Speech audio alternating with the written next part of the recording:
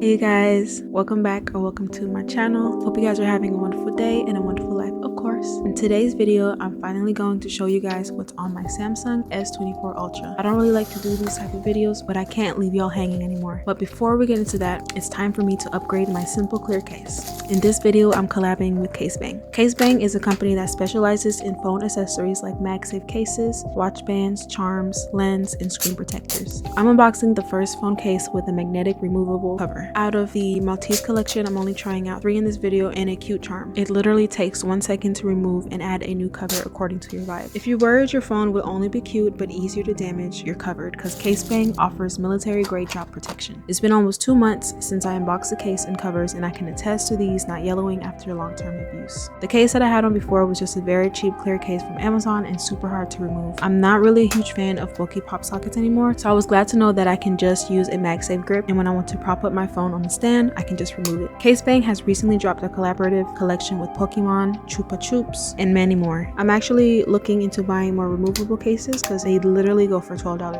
each. If you would like to give Casebang a try, I do have an affiliate link down below. It does help out my channel, and don't forget to use my special code in the description box for some monies off their whole catalog.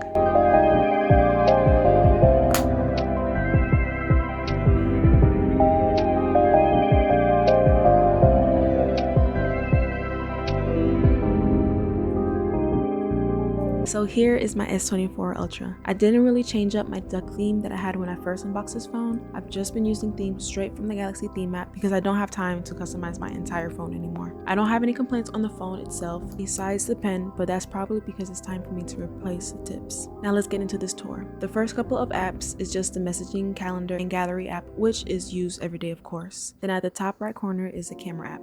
I don't use the camera as much unless I'm out on vacation or when I need to see what a sign says when I don't have my glasses on, because the camera on this thing are top tier in my book. On the next row is just the Play Store, map, settings, and the Google Photo app, because again, these are used very often. On the third row, I have YouTube, which I probably spend hours playing in the background when I'm doing things at the house or even when I'm sleeping, like listening to ASMR. Next is the YouTube Studio, where I can get everything in order before I release content. And lastly, we have the clock and calculator app. And here I just have my top 3 social media apps I use either for inspiration or to just post content. I actually prefer IG versus the clock app, even though I have a smaller following, but I love posting on there better and the feed isn't all over the place for me.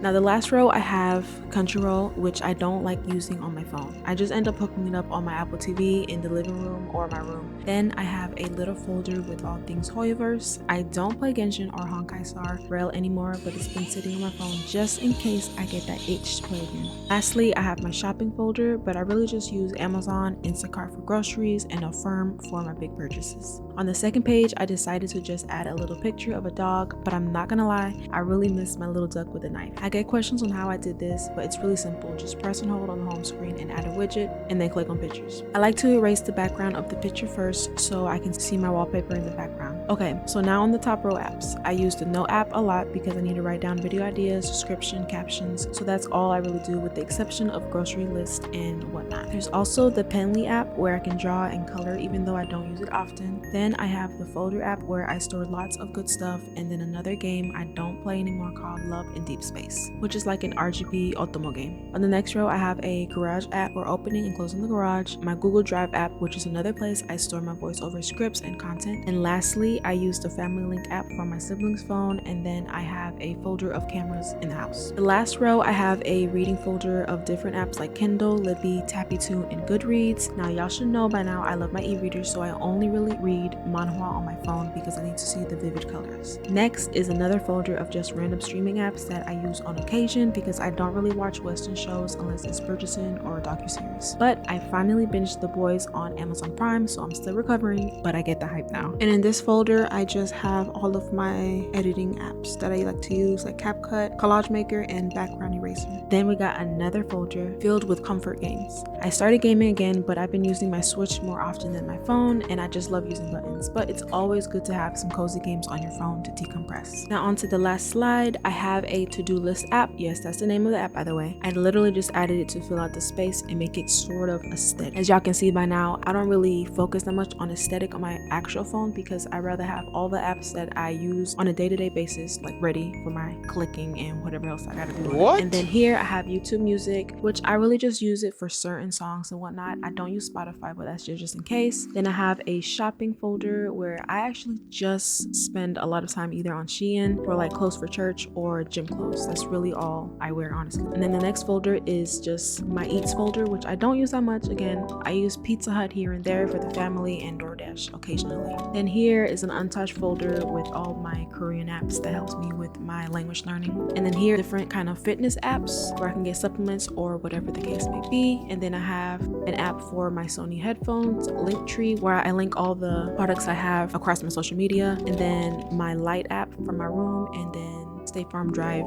Safe app. And then here on the bottom I just have my control center for my Samsung Galaxy Buds 2 Pro. And then on the bottom I just have my everyday apps.